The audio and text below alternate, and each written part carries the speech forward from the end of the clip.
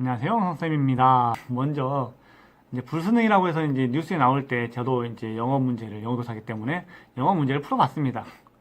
영어도 조금 어렵다고 느낄 수밖에 없었던 이유가 뭐냐, 학생들이 별건 없고 앞부분에 전반부에 어려운 문제들이 좀 껴있고요. 뒤로 갈수록 문제는 쉬웠습니다. 뭐 문제 개수는요, 딱히 뭐 많아가지고 난이도 높게 평가해야 될 그런 요소는 없었다고 봐요. 평이했다고 봅니다. 다만 차이가 있다면 어려운 문제가 앞에 있었기 때문에 학생들 입장에서는 곤란할 수 있죠. 왜 이렇게 어려운 게 앞에 있어? 그러니까 당황감에 뒷문제들도 어렵게 느껴지죠. 그럴 수 있다고 봅니다. 수능 불수능으로 해서 학생들이 망치니까 수능 물러거라 하는 사람들이 있고요. 그 다음에 학종은 금수저 전형이니까 학종 물러거라, 수시 물러거라 하는 사람도 있고요. 어느 장단에 춤을 춰야 될지 모르겠단 말이죠, 부모님들이. 그렇다고 해서 돈을 마구잡이 쓰는 것도 답이 아니고요. 돈은 없으면 없으니까 못 쓰고, 있어도 쓴다고 해도 다 되는 것도 아니고, 이거 참 답답할 노릇인데, 어제 제가 이제 진심째 화가 났던 게 어떤 거냐면, 수능을 최초에 고안하신 분이 영감님이 되셨는데, 그분이 고3하고 어떤 이제 뭐 단둘이 앉아가지고 뭐 이야기하는 식의 만담식의 어떤 유튜브를 보게 됐어요, 저 영상을. 근데 거기에서 그 영감님이 하시는 말씀이 뭐냐, 원래 수능이라는 건 최초에 고안할 때부터 공부했던 지식을 묻기 위함이 아니었다. 대학교에 갔을 때 대학 교수들이 설명하는 걸 들을 수 있냐라는 의도로 그 정도의 생각을 갖고 있는지를 평가하기 위함이었다. 그래서 지식을 가지고 풀 수 있는 문제가 아니다. 라고 얘기를 하시더라고요. 그래서 거기다가 더 덧붙이신 게 풀라고 낸 거 아니다. 풀라고. 그러시면서 뒤에 붙이신 말은 또 이제 다양성을 보장할 수 있는 그런 교육이 돼야 된다라고 하시더라고요. 앞뒤가 안 맞지 않나요? 본인이 현직에서 물러났다고 그런 말씀을 그냥 편하게 이상적으로 뱉으시는 건 현직에 있는 분한테 미안한 거 아닌가요? 후배들한테? 그리고 본인이 처음에 의도하셨던 부분이 틀렸다는 얘기 같은데요. 근데 저는 그 처음에 얘기하셨던 부분을 틀렸다고 보진 않거든요. 세상에서 대학이란 존재를 만들어 놓은 이유가 있을 것이고, 그 대학에 가서 세상을 이끌어가야 될 인재들이 있을 것이고, 그러면 그 인재들이 알아야 될 기본 지식과 그들의 학습 능력은 있어야 될 것이고요. 검증해야 될 것이고요. 그래서 수능을 만들어 놨을 것이고, 그 수능의 취지에는 저는 공감을 하거든요. 수시와 정시, 수능과 학교 시험, 내신, 어떤 게 더 나은 거냐 라고 이제 고민들 하시는데 어쩔 수 없잖아요. 입시제도가 그렇게 돼 있으니까.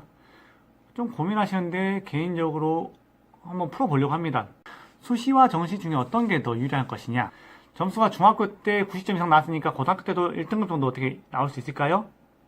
중학교와 고등학교의 차이는 제가 앞선 제 블로그나 유튜브에서 다뤘었는데요. 고등대비란 무엇인가 해서 차이가 있기 때문에, 그리고 교과 과정이라는 게 모든 걸 따라갈 수 있게끔 만들어놓은 건 아니기 때문에, 중학교 졸업할 때 고등학교를 다 대비시키면서 하는 게 아니고 그 시기별로만 해야 될 부분들만 알려주기 때문에 중학교 점수가 꼭 고등학교 점수를 보장한다? 그런 건 아니고요. 고등학교 점수가 뭐 보장할 수 없잖아요, 대학을. 마찬가지로 여러분들이 고민하셔야 할 것들을 같이 한번 얘기를 해볼까 합니다. 수시가 유리한 학생들은요, 일단 본인이 고등학생이라면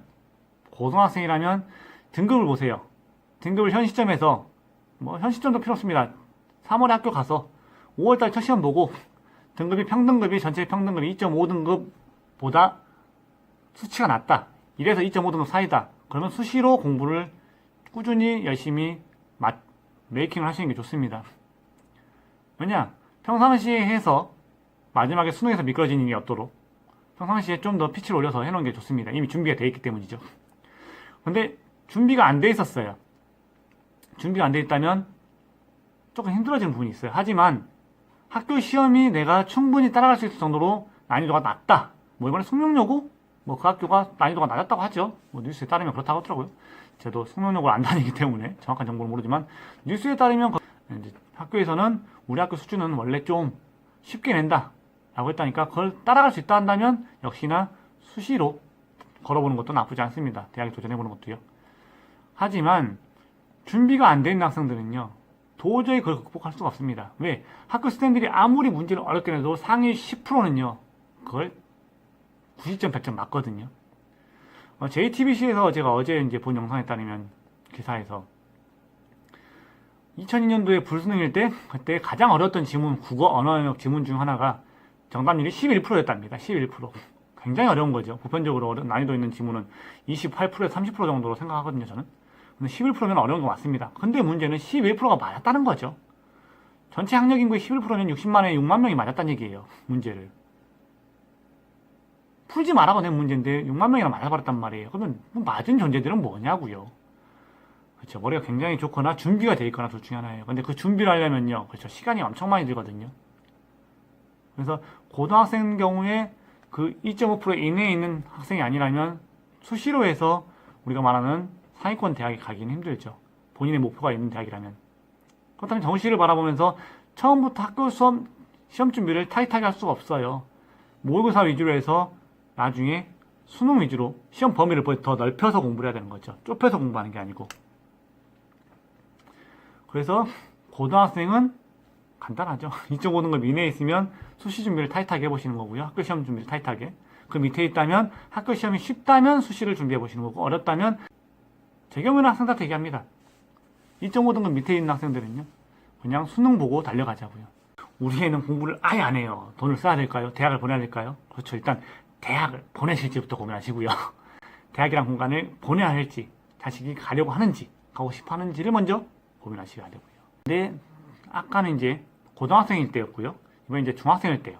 중학생일 때는요, 아까 말씀드렸지만 준비 기간이 필요해요.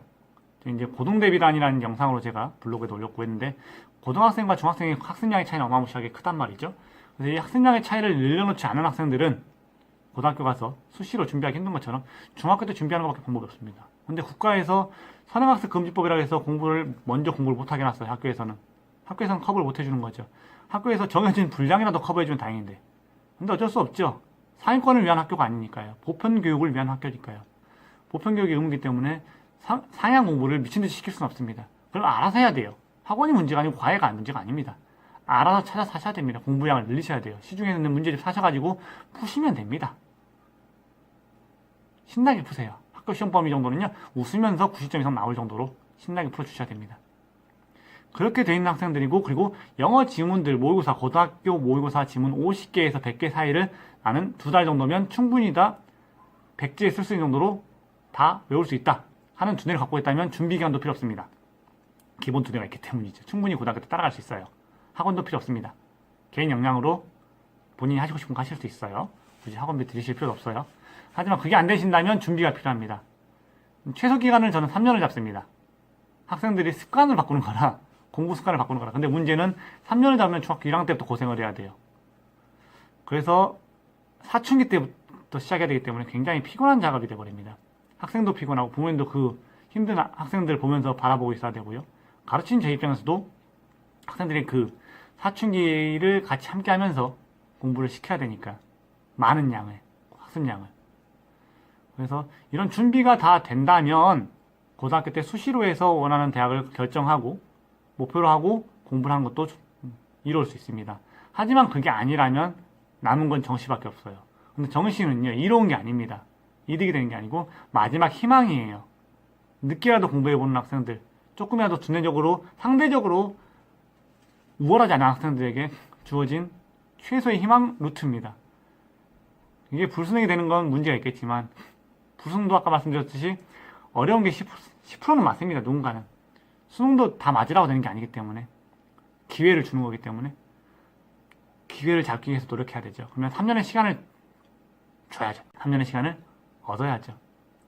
그래서 수능이 이로운 사람은 없습니다. 하지만 수능이 마지막 희망이 될 수는 있어요. 그렇기 때문에 불수능이라고 해서 문제를 잘못 낸 사람들을 탓하겠지만, 수능 자체가 잘못되어 있다라고 얘기하시는 건, 누가 다양성 교육 모르나요? 학생들 다양하면 좋죠. 고생 안 하면 좋죠. 근데 할 수 있는 사람이 있냐고요? 이끌 수 있는 사람이 있냐고요? 리드할 수 있는 사람이 있냐고요? 경험한 적 있으세요? 우리나라의 학생들 10%가 본인들 기준으로 얘기하면 안 돼요. 학생들, 그 사람들이 우리도 학생들 권리가 있다, 우리의 자유를 달라, 한계입니다. 그러면 안 되는 거죠.